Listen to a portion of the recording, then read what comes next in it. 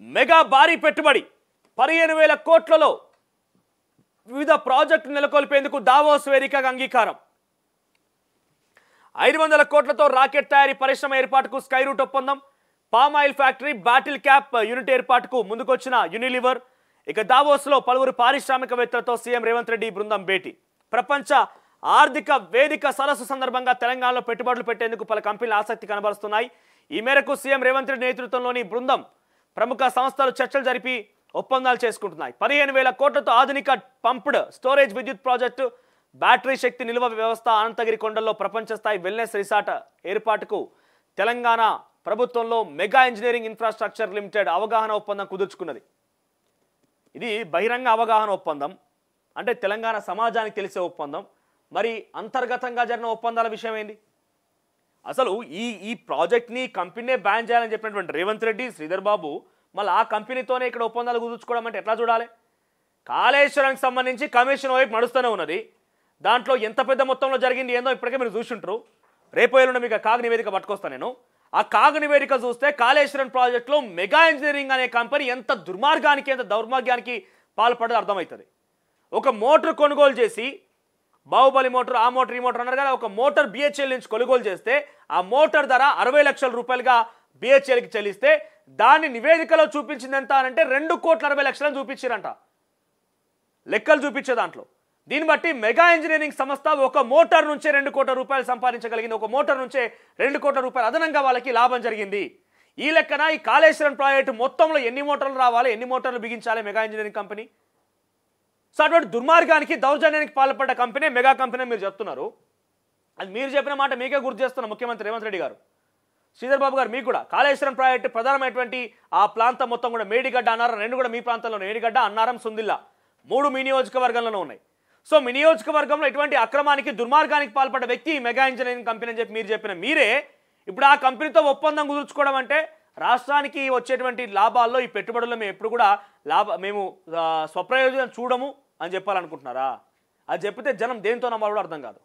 ఎందుకంటున్నా అంటే ఇప్పటికే అడ్డగోలుగా అన్ని కంపెనీలకు సంబంధించి ఇప్పుడు ఈ కొడంగల్ లిఫ్టిగేషన్ ప్రాజెక్ట్ ఉన్నది. ఇది ఎవరికి పోయింది కాంట్రాక్టు? ఇదే మెగా కృష్ణారెడ్డికి లేదా? కాళేశ్వరం ఎడికి పోయింది? ఇంకా చుట్టుముట్టేటువంటి అనేక ప్రాజెక్టుల నిర్మాణం జరుగుతుంది, ఇవన్నీ ఎడిగిపోతున్నాయి. మరి ఇప్పటికే తెలంగాణ డబ్బుని, తెలంగాణకు సంబంధించి సంపదను మొత్తం కూడా కొల్లగొట్టే ప్రయత్నం మెగా కృష్ణారెడ్డి చేస్తుంటే ఆయనతో మళ్ళీ ఒప్పందం కుదుర్చుకున్నారా?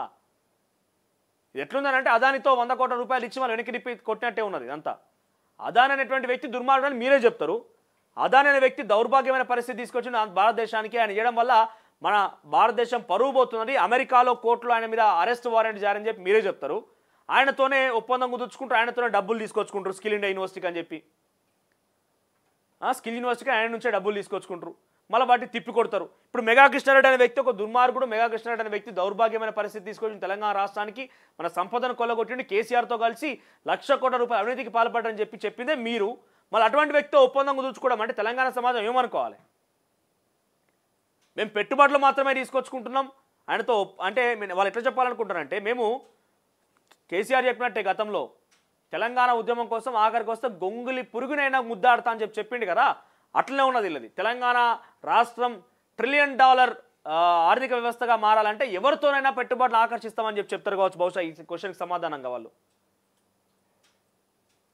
మీరు ఆ క్వశ్చన్కి సమాధానం అట్లా కనుక ఉంటే మేము అడుగుతున్నాం, దొంగలతో చేతులు కలిపేటువంటి మీరేమవుతారు? మరి మీరే ఆరోపణ చేశారు కదా ఆ వ్యక్తులపైన. మరి ఆ వ్యక్తులపైన ఆరోపణ చేసిన మీరేమవుతారు? మీరు వారితో పాటు భాగస్వాములు అవుతారు కదా.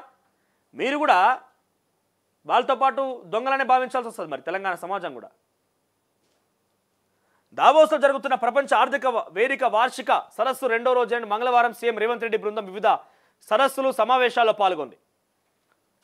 పలువురు పారిశ్రామికవేత్తలతో భేటీ అయి రాష్ట్రంలో పెట్టుబడులపై చర్చించింది. ఇటీవల తెలంగాణలో అమల్లోకి వచ్చినటువంటి clean and green energy policy, పునరుత్పాదక ఇంధనం, పంపుడు స్టోరేజీ విద్యుత్ ఉత్పత్తుల ప్రభుత్వం అందిస్తున్న ప్రోత్సాహకాలపైన దేశ విదేశాల్లో పేరొందిన కంపెనీలు ఆసక్తి చూపుతున్నాయి. హైదరాబాద్లో 4th సిటీ అభివృద్ధి, ఏఐ ఆధారిత ఐటీ సేవల విస్తరణ, అత్యాధునిక డేటా సెంటర్ల ఏర్పాటుకు పెట్టుబడులు పెట్టేందుకు సంప్రదింపులు జరుపుతున్నాయి.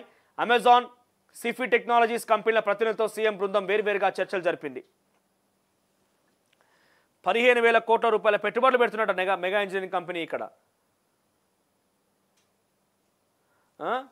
దీన్ని బట్టి చూస్తుంటే ఈ 15,000 కోట్లు పెట్టి ఎంత సంపద దోచుకునే ప్రయత్నం చేస్తారు ఆయన.